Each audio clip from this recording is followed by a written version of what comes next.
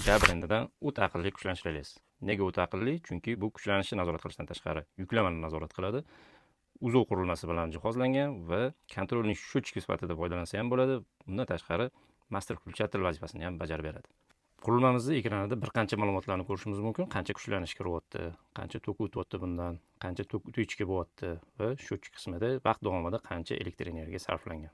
Qurilmamizni Tuya ilovasi orqali bemalol boshqarishimiz mumkin. Hozir mana tayyor ulangan. Ko'rishingiz mumkin. Bu yerda ham qancha kuchlanish kiryapti. Dunyoning istalgan nuqtasidan uyingizdagi tokka parametrlarini bilib turishingiz, qancha tok ishlatilyapti, qancha tok o'tuvchi bo'lyapti, hammasini ko'rib turish imkoniyati bor. Bundan tashqari master включатель sifatida yoqib, o'chirib ishlatish imkoniyati ham bor. Hamma nastroykalar shu yerda o'zida bor.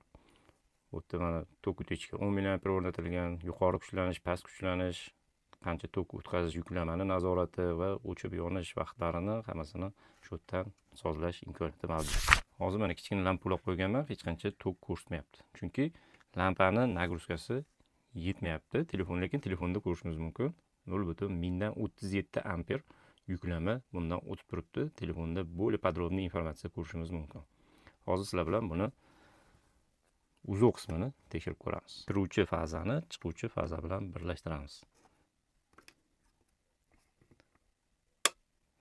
10 mA dan oshishi bilan uzuv ishlab ketdi va telefonga ham o'tuvchi bo'layotgani haqida informatsiya berdi.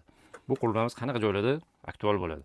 Ba'zi shitlarda joy yetarli bo'lmaydi. Bu yoqqa masalan kuchlanish relesi, uzuv, master включатель, kontrolning счетчиklarini joylashtirish umuman imkonsiz bo'ladi. Shunaqa joyda bu qurilma ikkitagina avtomatda o'rnini egallaydi va bir dunyo muammongizni hal qilib beradi.